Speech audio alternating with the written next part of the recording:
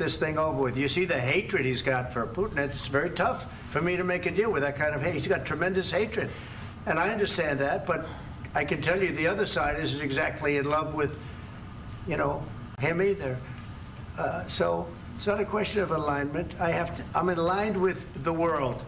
I want to get the thing set. I'm aligned with Europe. I want to see if we can get this thing done. You want me to be tough? I could be tougher than any human being you've ever seen. I'd be so tough. But you're never going to get a deal that way, so that's the way it goes. All right, one more question. Hey, I want to respond to this. So look, for 4 years in the United States of America, we had a president who stood up at press conferences and talked tough about Vladimir Putin, and then Putin invaded Ukraine and destroyed a significant chunk of the country. The path to peace and the path to prosperity is maybe engaging in diplomacy. We tried the pathway of Joe Biden of thumping our chest and pretending that the President of the United States' words mattered more than the President of the United States' actions. What makes America a good country is America engaging in diplomacy. That's what President Trump is doing. Can I ask you? Sure. Yeah? Yeah. Okay. So he occupied our parts, big parts of Ukraine, part of East and Crimea. So he occupied it on 2014. So during a lot of years, so I'm not speaking about just Biden, but those time was Obama, then President Obama, then President Trump, then President Biden, now the President Trump, and God bless, now President Trump will stop him. But during 2014, nobody stopped him. He just occupied and took. He killed people. You know what the contact line? 2015. 2014. 2014 and 2014. 2014. Yeah. So I was not here. Yeah, but that's exactly right. Yes, but during 2014 till 2022, yeah, the situation the same. The people have been dying on the contact line. Nobody stopped him. You know that we had conversations with him, a lot of conversation, my bilateral conversation, and we signed with him, me, like a new president. In 2019, I signed with him the deal. I signed with him, Macron and Merkel, we signed ceasefire. Ceasefire, all of them told me that he will never go.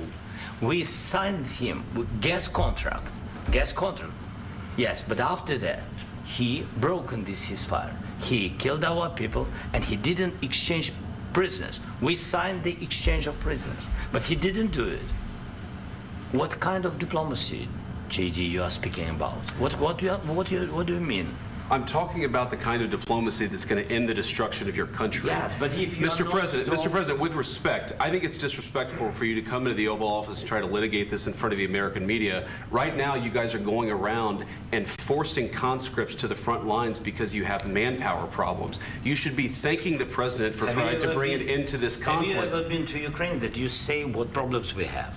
I have been to. Count once. I've actually watched and seen the stories, and I know what happens is you bring people, you bring them on a propaganda tour, Mr. President. Do you disagree that you've had problems bringing people into your military? And do you think that it's respectful to come to the Oval Office of the United States of America and attack the administration that is trying to prevent the destruction of your country?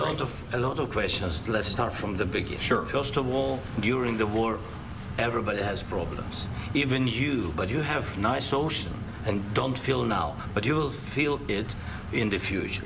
God bless. You don't know that. God bless. God bless. You will not have a war. Don't tell us what we're going to feel.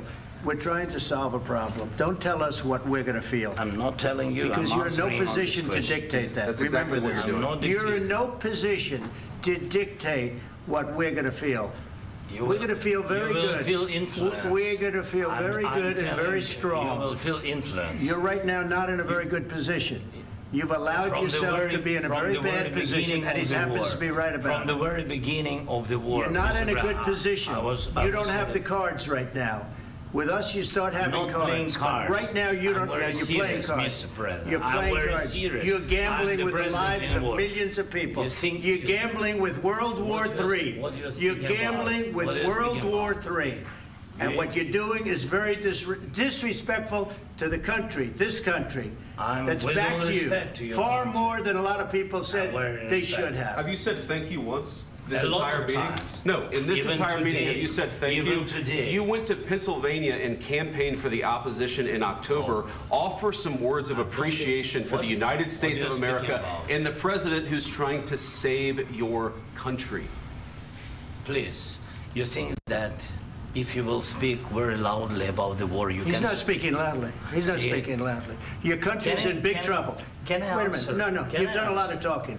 Your country is in big trouble. I know. You're not winning. I know. You're not winning this.